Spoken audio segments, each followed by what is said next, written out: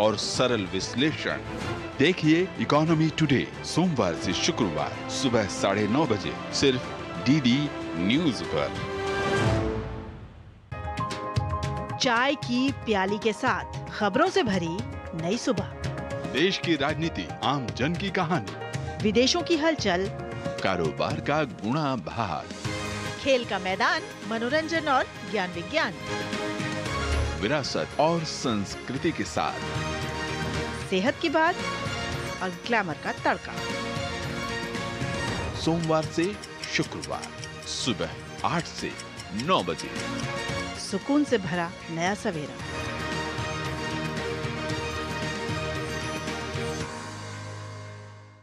नया सवेरा के प्रायोजक हैं MDH, बढ़िया है, शुद्ध है। MDH मिर्ची, धनिया, हल्दी, असली मसाले, सच। MDH गैलेंट एडवांस रबर, निर्माण का real hero. Summer cool cooler, जो हर दिल करे कबूल। समर कूल और डॉक्टर ऑर्थो आयुर्वेदिक ऑयल और कैप्सूल, अब दर्द भी घुटने टेकेगा। मैं नरेंद्र दामोदर दास मोदी ईश्वर की शपथ लेता हूँ, भारत के संविधान के प्रति सच्ची श्रद्धा और निष्ठा रखूंगा। मैं नरेंद्र दामोदर दास मोदी संघ के प्रधानमंत्री के रूप में अपने कर्तव्यों का श्रद्धापूर्वक और शुद्ध अंतःकरण से निर्वहन करूंगा। पहली 3 इकोनॉमीज में एक नाम भारत का होगा। मेरे शरीर का हर कण, मेरे समय का हर क्षण देश को ही समर्पित है। देश का विश्वास पक्का हो गया है कि अब भारत की विकास यात्रा रुकने वाली नहीं है।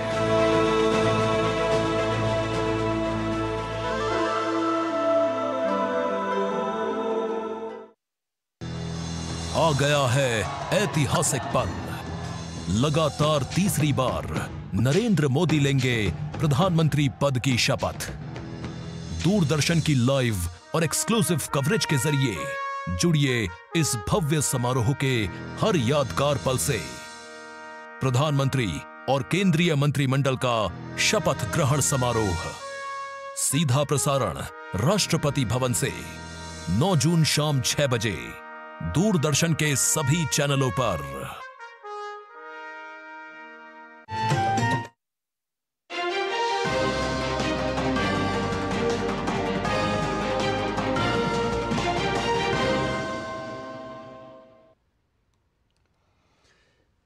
नमस्कार, मैं हूं अश्विनी कुमार मिश्र। देखते हैं सबसे पहले अब तक की सुर्खियों का। एनडीए 3.0 के लिए नई सरकार बनाने की तैयारियां तेज। 9 जून को भव्य शपथ ग्रहण समारोह के लिए दिल्ली तैयार।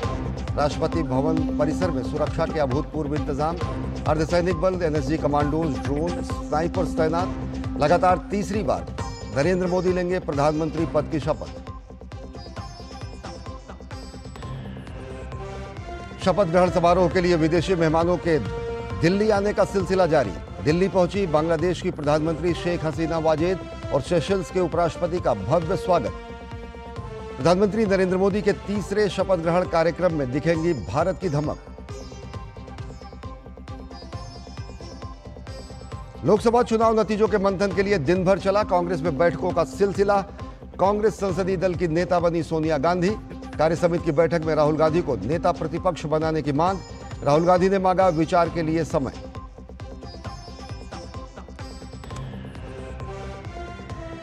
एनटीए ने नीट परीक्षा में पेपर लीक के दावों का किया खंडन। कहा, पारदर्शी तरीके से हुई पूरी परीक्षा।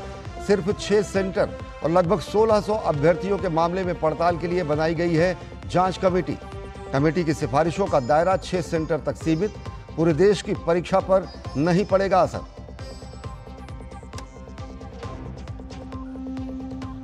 राजस्थान के किसानों को राज्य सरकार की सौगात। मुख्यमंत्री भजनलाल शर्मा ने किसान सम्मान निधि में 2000 रुपए की बढ़ोतरी का किया ऐलान।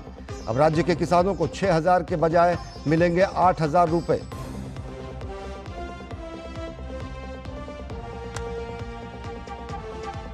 रामोजी फिल्म सिटी के संस्थापक रामोजी राव का निधन। हैदराबाद में राजकीय सम्मान के साथ होगा अंतिम संस्कार।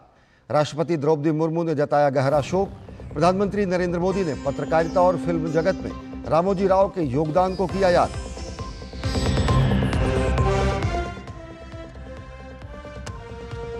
T20 विश्व कप में रविवार को होगा महामुकाबला। न्यूयॉर्क में होगी भारत और पाकिस्तान की टीमें आमने सामने।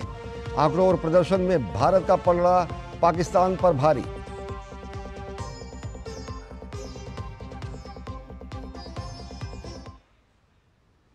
और अब देखते हैं खबरों को विस्तार से। प्रधानमंत्री नरेंद्र मोदी अपनी कैबिनेट के साथ 9 जून को शपथ लेने वाले हैं। इस शपथ ग्रहण समारोह के लिए सुरक्षा के पुख्ता इंतजाम किए गए हैं। राजधानी दिल्ली को हाई अलर्ट पर रखा गया है। राष्ट्रपति भवन में अभेद्य सुरक्षा के इंतजाम किए गए हैं। जमीन से लेकर आसमान तक सुरक्षा के व्यापक बंदोबस्त हैं। प्रधानमंत्री नरेंद्र मोदी के शपथ ग्रहण समारोह के मद्देनजर दिल्ली पुलिस ने 9 और 10 जून के लिए राजधानी दिल्ली को नो फ्लाई जोन घोषित किया है। लोकसभा चुनाव 2024 में मिले बहुमत के बाद भाजपा की अगुवाई में एनडीए सरकार बनाने के लिए पूरी तरह तैयार है। 9 जून रविवार को इतिहास रचते हुए नरेंद्र मोदी तीसरी बार प्रधानमंत्री पद की शपथ लेंगे। शपथ ग्रहण समारोह के लिए राजधानी दिल्ली के लिए जमीन से लेकर आसमान तक सुरक्षा के पुख्ता इंतजाम किए गए हैं। समारोह के मद्देनजर दिल्ली पुलिस ने 9 और 10 जून के लिए दिल्ली को नो फ्लाई जोन घोषित किया है और निषेधाज्ञा लागू की है। इन 2 दिनों में paraglider, paramotors, hang glider, UAVs, USS microlight विमान जैसे उपपारंपरिक हवाई प्लेटफॉर्मों की उड़ान पर प्रतिबंध रहेगा।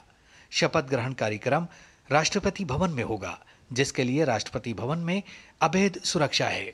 राष्ट्रपति भवन की सुरक्षा के लिए अर्धसैनिक बलों की कंपनियां, एनएसजी कमांडो, ड्रोन और स्नाइपर तैनात रहेंगे। राष्ट्रपति भवन परिसर के अंदर और बाहर त्रिस्तरीय सुरक्षा होगी। बाहरी घेरे पर दिल्ली पुलिस के जवान तैनात रहेंगे। उसके बाद अर्धसैनिक बल के जवान और भीतरी घेरे में राष्ट्रपति भवन की आंतरिक सुरक्षा के जवान तैनात रहेंगे। वहीं नई सरकार के शपथ ग्रहण समारोह में शामिल होने के लिए देश और विदेश से तमाम गणमान्य मेहमान दिल्ली आ रहे हैं, जिसे देखते हुए दिल्ली को हाई अलर्ट पर रखा गया है और सुरक्षा व्यवस्था के कड़े इंतजाम हैं।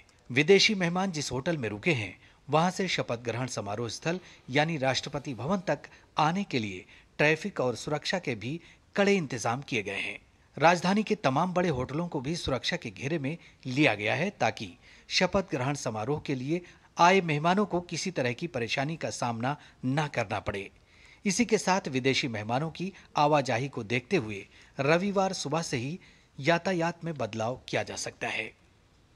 प्रधानमंत्री नरेंद्र मोदी 9 जून रविवार को तीसरी बार प्रधानमंत्री पद की शपथ ले रहे हैं और इसमें देश दुनिया के बड़े बड़े दिग्गज मेहमान शामिल हो रहे हैं। ट्रैफिक की क्या व्यवस्था रहेगी राजधानी दिल्ली में, बात करने के लिए हमारे साथ डीसीपी ट्रैफिक नई दिल्ली प्रशांत गौतम जी हैं। सर, क्या व्यवस्था रहेगी ट्रैफिक की और 9 जून को किस तरीके से ट्रैफिक की पूरी एक अरेंजमेंट किया गया है? राष्ट्रपति भवन और उसके आसपास ट्रैफिक के व्यापक इंतजाम हम लोगों ने कराए हैं। करीब 1100 लोग ट्रैफिक की तरफ से इसमें डिप्लॉयड रहेंगे और स्पेशल मूवमेंट्स हैं। जैसा कि आपको पता है, बाहर विदेशों से भी इसमें पार्टिसिपेट करने के लिए लोग आते हैं, तो वो डिग्निटरीज उनके स्पेशल रूट्स हैं, तो यहाँ पे हम लोगों ने इस चीज़ का पूरा इंतज़ाम किया हुआ है। राष्ट्रपति भवन के आसपास हम उस एरिया को पूरे को सैनिटाइज रखेंगे ट्रैफिक के पॉइंट ऑफ व्यू से, क्योंकि उधर बहुत ज़्यादा मूवमेंट होगी। उसकी एडवाइजरी हम लोगों ने ऑलरेडी अपलोड करा दी है। कल करीब 2 बजे से हम राष्ट्रपति भवन के आसपास में जो सड़कें हैं और उधर मूवमेंट जो है सबको कंट्रोल करेंगे और ये करीब 11 बजे तक कल ये इस तरीके से रेस्ट्रिक्टेड मूवमेंट उस एरिया के अंदर रहेगी। कैमरामैन आलोक गुप्ता के साथ अजीत द्विवेदी, डीडी न्यूज, नई दिल्ली। 9 जून को प्रधानमंत्री नरेंद्र मोदी के तीसरी बार लगातार शपथ लेने के कार्यक्रम में कई देशों के शीर्ष नेता शामिल हो रहे हैं और इन नेताओं का भारत आने का सिलसिला भी जारी है। प्रधानमंत्री नरेंद्र मोदी के तीसरे कार्यकाल के शपथ ग्रहण समारोह में इन नेताओं की उपस्थिति भारत की पड़ोसी सर्वप्रथम नीति और सागर नीति की उच्च प्राथमिकता का प्रतीक है।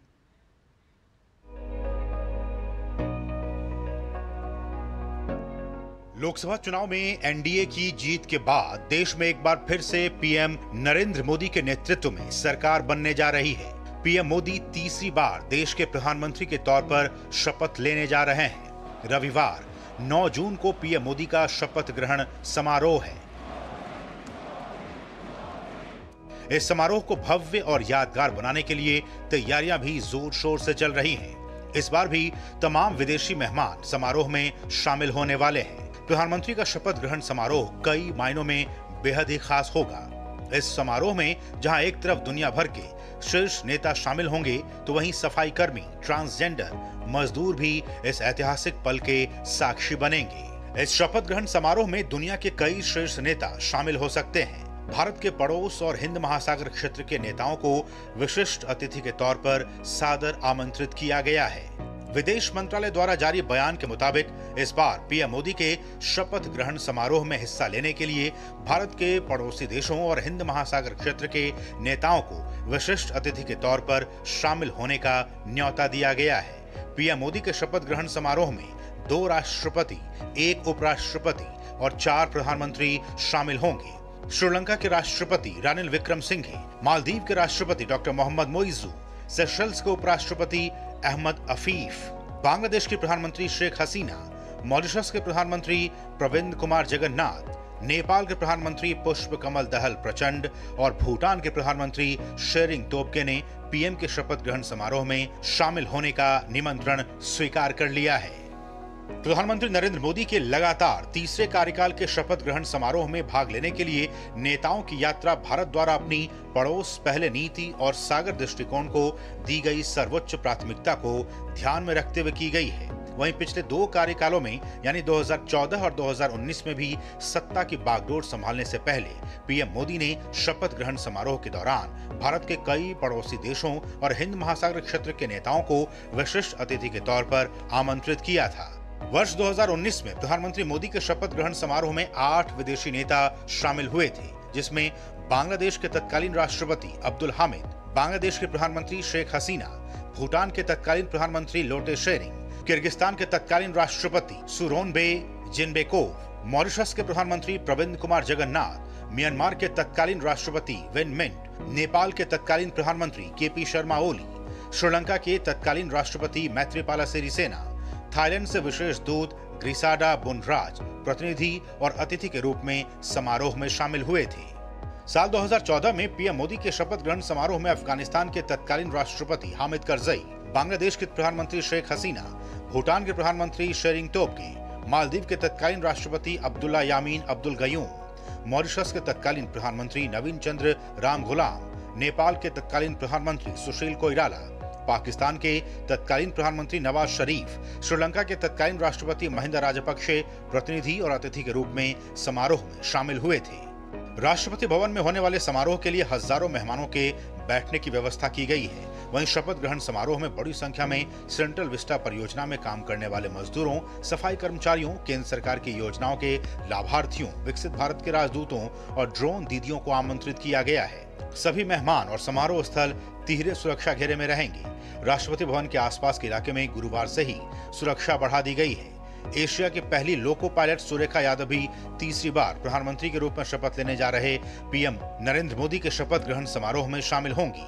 पीएम नरेंद्र मोदी 9 जून को तीसरी बार प्रधानमंत्री पद की शपथ लेंगे। राष्ट्रपति द्रौपदी मुर्मू उन्हें पद और गोपनीयता की शपथ दिलाएंगी। राष्ट्रपति केंद्रीय मंत्रिपरिषद के अन्य सदस्यों को भी पद और गोपनीयता की शपथ दिलाएंगी। शपथ ग्रहण को यादगार बनाने की तैयारियां जोर शोर से की जा रही हैं। शपथ ग्रहण समारोह से पहले दिल्ली में सुरक्षा कड़ी कर दी गई है। Bureau report, DD news. और खबरें अभी और भी, लेकिन वक्त हो चला एक छोटे से ब्रेक का। देखते रहिए डीडी न्यूज।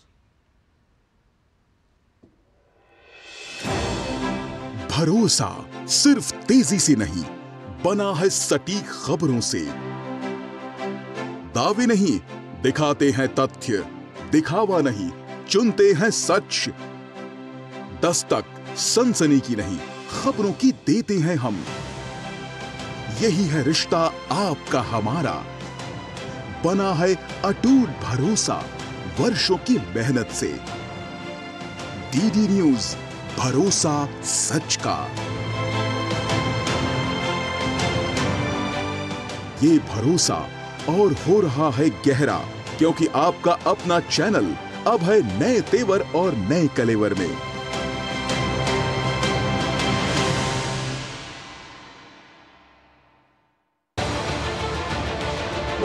उत्तर से दक्षिण तक, पूर्व से पश्चिम तक, देश हो या दुनिया की खबर है तो पड़ताल जरूरी है। देखिए हमारे साथ मेरे पीछे भारत की सबसे एजेंडा भारत का है और किस तरह से एक नई शुरुआत इस वक्त लोगों को अगर स्वरोजगार से अपने को इसमें सोमवार से शुक्रवार दोपहर 3 बजे सिर्फ डीडी न्यूज पर।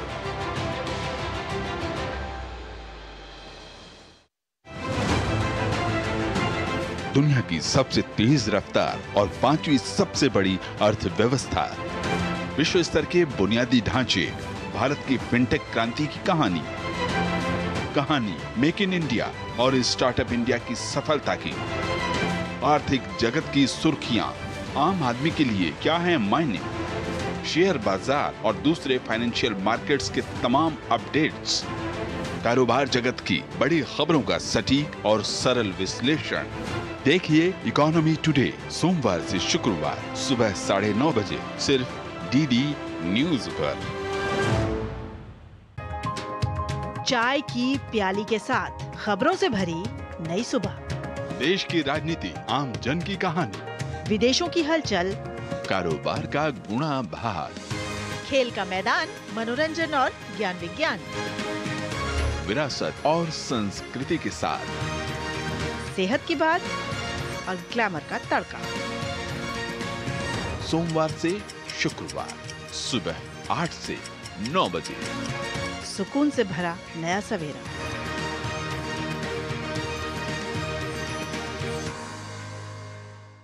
नया सवेरा के प्रायोजक हैं MDH, बढ़िया है, शुद्ध है। MDH मिर्ची, धनिया, हल्दी, असली मसाले, सच। MDH गैलेंट एडवांस रबर, निर्माण का रियल हीरो। समरकूल कूलर, जो हर दिल करे कबूल। समरकूल और डॉक्टर ऑर्थो आयुर्वेदिक ऑयल और कैप्सूल, अब दर्द भी खुद ने टेकेगा। मैं नरेंद्र दामोदर दास मोदी ईश्वर की शपथ लेता हूं, भारत के संविधान के प्रति सच्ची श्रद्धा और निष्ठा रखूंगा। मैं नरेंद्र दामोदर दास मोदी संघ के प्रधानमंत्री के रूप में अपने कर्तव्यों का श्रद्धापूर्वक और शुद्ध अंतःकरण से निर्वहन करूंगा। पहली 3 इकोनॉमीज में एक नाम भारत का होगा। मेरे शरीर का हर कण, मेरे समय का हर क्षण देश को ही समर्पित है। देश का विश्वास पक्का हो गया है कि अब भारत की विकास यात्रा रुकने वाली नहीं है।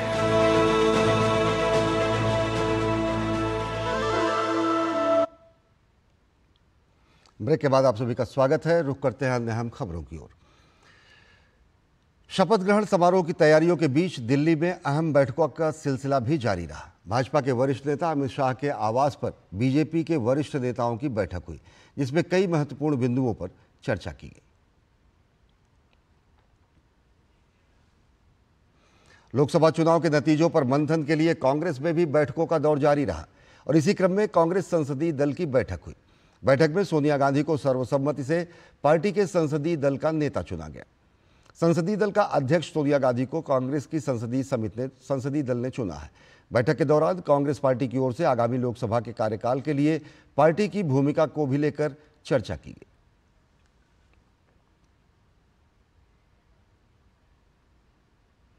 कांग्रेस संसदीय दल की बैठक से पहले कांग्रेस कार्य समिति की बैठक हुई। पार्टी अध्यक्ष मल्लिकार्जुन खड़गे के नेतृत्व हुई बैठक में चुनावी नतीजों पर मंथन किया गया। बैठक के बाद कांग्रेस नेता केसी वेणुगोपाल ने कहा कि कांग्रेस कार्य समिति ने सर्वसम्मत से एक प्रस्ताव पारित किया है और इस प्रस्ताव में राहुल गांधी से लोकसभा में विपक्ष के नेता का पद स्वीकार करने का अनुरोध किया गया है। वहीं इस बारे में राहुल गांधी ने सोचने के लिए समय मांगा है। Congress Working Committee unanimously passed the resolution requesting Rahul Gandhi ji to accept the position of Leader of Opposition in the Lok Sabha. He replied that he will think about it. NEET 2024 की परीक्षा के मुद्दे पर NTA की ओर से DG NTA Subodh Kumar Singh ने press को संबोधित करते हुए छात्रों की तमाम शिकायतों का जवाब दिया। उन्होंने कहा कि समिति ने बैठक की है और केंद्रों और सीसीटीवी के सभी विवरणों का अध्ययन किया गया है। पूरे देश में इस परीक्षा की अखंडता से कोई समझौता नहीं किया गया है, कोई पेपर लीक नहीं हुआ है, परीक्षा प्रक्रिया पूरी तरह पारदर्शी रही है। उन्होंने कहा कि समिति इस मामले में पूरी जांच कर रही है। हम लोगों ने पूरा एक कमेटी बना के एक्सपर्ट का एनालाइज किया और उनके ग्रीवांसेस एड्रेस किए कि जिससे जो 23 लाख कैंडिडेट्स हैं उनका भी इशू ना हो और जो इतने कैंडिडेट्स हैं उनके भी इशू ना हो। हमने ग्रीवांस एड्रेसल कमेटी बनाई थी, उसने जो रिकमेंडेशंस दी थी उनको जो है एक हाई पावर्ड कमेटी एनालाइज कर ले। तो एक हमने कमेटी बनाई है, उस कमेटी की वो कमेटी इनको एक बार फिर से देख लेगी कि जो इनके ग्रीवांसेस थे 1600 कैंडिडेट्स के, उनके भी ग्रीवांसेस ना रहें और जो 23 लाख लोगों के मन में हैं कि काफ़ी सारे टॉपर्स आ गए, ये आ गए, तो इनके भी इशूज वो ना हों। एनटीए महानिदेशक सुबोध कुमार सिंह ने कहा कि परीक्षा परिणामों की तिथि को लेकर एनटीए ने शुरू से ही बेहद पारदर्शी रवैया अपनाया, जिसके कारण कोई संशय की स्थिति नहीं रही। हमारा जो सिस्टम है, जो रिजल्ट प्रिपेयर हो जाता है तो वी अनाउंस इट। पहले भी एग्जाम में जैसे जेई में भी हमने जो डेट, पहले एनटीए में कभी डेट नहीं होती थी कि किस डेट को करेंगे। इस साल से हमने ये किया कि एक अपने लिए एक आउटर टारगेट रखते हैं कि इस तारीख तक डिक्लेयर होगा, सो दैट एवरीबडी नोज कि they can plan after that whether the admission the colleges और व्हाटएवर। तो एक हम उसके लिए आउटर डेट देते हैं। पहले भी हमारी अभी जितने भी एग्जाम्स हुए हैं, एफर्ट्स रहता है कि जेई का हमने 11 दिन में किया, सेशन 1 का, और सेशन 2 में जिसमें 1 भी रहता है उसका 15 दिन में किया। तो इट इज़ नॉट कि वो किया। दूसरा जो है, जो हमने किया उसमें सारी इन्फॉर्मेशन देते हैं। वे जितनी भी इन्फॉर्मेशन आ रही सोशल मीडिया से, हमारी प्रेस रिलीज से ही आ रही है। तो we have nothing to hide whether it is on this date और दैट डेट। तो it was ready on that date, so we announced on that date. Grace mark पर स्पष्टीकरण देते हुए उन्होंने कहा कि समिति को पता चला कि कुछ केंद्रों पर समय की बर्बादी हुई है, इसलिए छात्रों को इसके लिए मुआवजा दिया जाना चाहिए। इसके कारण कुछ छात्रों की चिंताएं सामने आई, क्योंकि कुछ उम्मीदवारों को 718 और 719 अंक मिले हैं और 6 उम्मीदवार टॉपर बन गए हैं। समिति ने सोचा कि वे शिकायतों को दूर कर सकते हैं और छात्रों को मुआवजा दे सकते हैं, इसलिए कुछ छात्रों के अंक बढ़ा दिए गए। हमने सभी चीज़ों को सावधानीपूर्वक विश्लेषण किया और परिणाम जारी किया है। 4750 केंद्रों में से ये समस्या 6 केंद्रों तक सीमित रही और 24 लाख छात्रों में से केवल 1600 छात्रों को इस समस्या का सामना करना पड़ा। इस साल सबसे कम जो है केवल एक क्वेश्चन चैलेंज हुआ, मतलब एक क्वेश्चन अफेक्ट हुआ।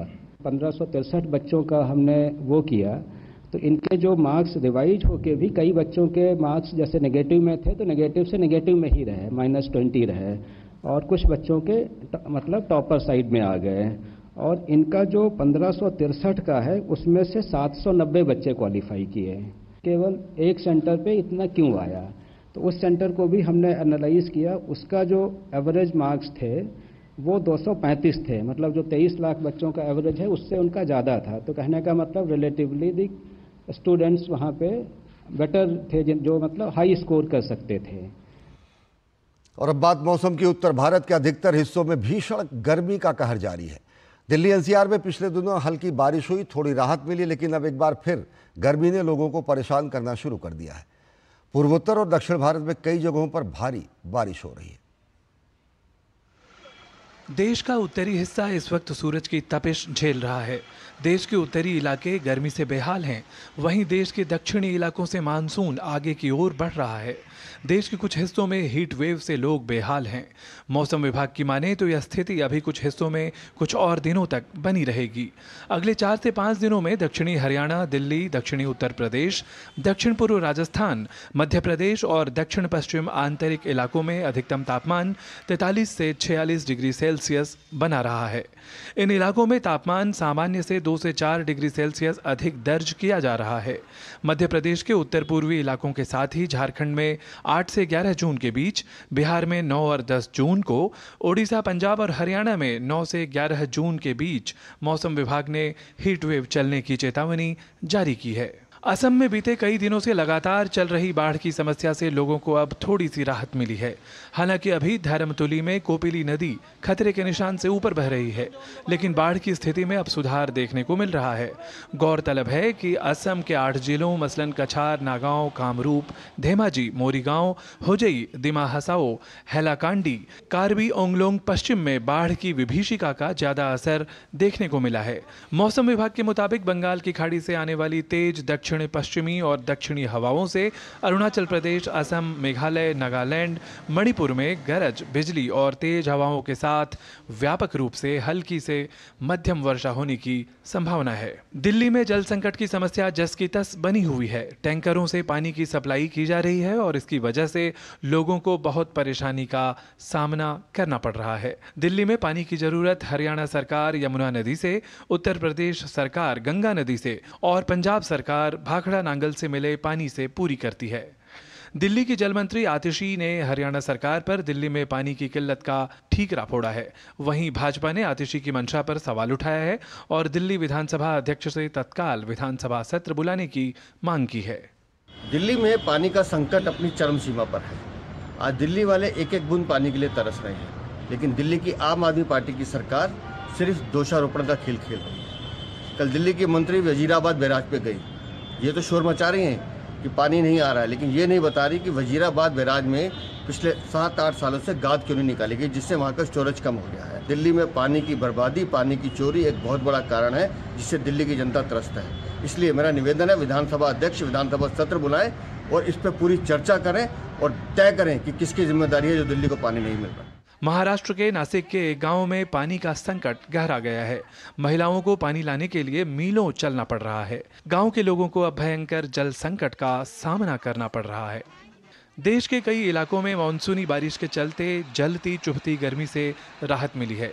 वहीं अगले 3 से 4 दिनों के दौरान देश के कई हिस्सों में मानसून दस्तक देगा। मौसम विभाग की माने तो मध्य अरब सागर के कुछ और इलाकों, महाराष्ट्र में मुंबई सहित इसके कुछ और हिस्सों, तेलंगाना, तटीय आंध्र प्रदेश के शेष इलाकों में दक्षिण पश्चिम मानसून के पहुंचने की संभावना है। Bureau report, DD news. Ramoji film city के संस्थापक रामोजी राव के निधन पर राष्ट्रपति द्रौपदी मुर्मू ने दुख जताते हुए सोशल मीडिया प्लेटफॉर्म एक्स पर पोस्ट में लिखा, श्री रामोजी राव के निधन से भारत ने मीडिया और मनोरंजन क्षेत्र में एक दिग्गज को खो दिया है। एक नवोन्मेषी उद्यमी, उन्होंने कई उपक्रमों की शुरुआत की जिसमें ईनाडू अखबार, ईटीवी समाचार नेटवर्क और रामोजी फिल्म सिटी शामिल है। उन्होंने लिखा कि वे सफल हुए क्योंकि उनका दृष्टिकोण अनिवार्य रूप से समाज में निहित था। इस उद्योग में उनके योगदान को लंबे समय तक याद रखा जाएगा। उनके परिवार और शुभचिंतकों के प्रति मेरी संवेदनाएं। प्रधानमंत्री नरेंद्र मोदी ने ईनाडू और रामोजी फिल्म सिटी के संस्थापक रामोजी राव के निधन पर गहरा शोक व्यक्त किया। उन्होंने अपने सोशल मीडिया प्लेटफॉर्म एक्स पर पोस्ट कर संवेदना प्रकट की।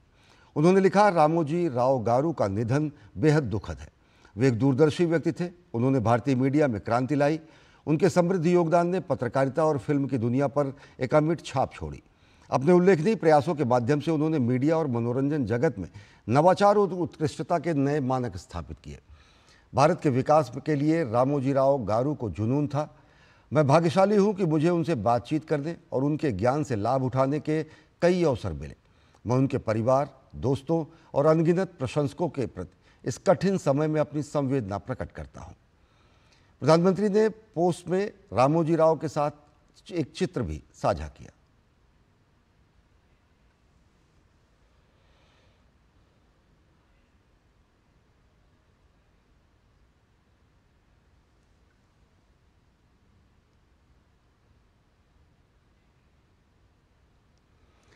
तेलुगु देशम पार्टी प्रमुख चंद्रबाबू नायडू ने हैदराबाद पहुंचकर ईनाडू ग्रुप ऑफ कंपनीज के संस्थापक रामोजी राव को श्रद्धांजलि अर्पित की। चंद्रबाबू नायडू ने तेलुगु राज्यों में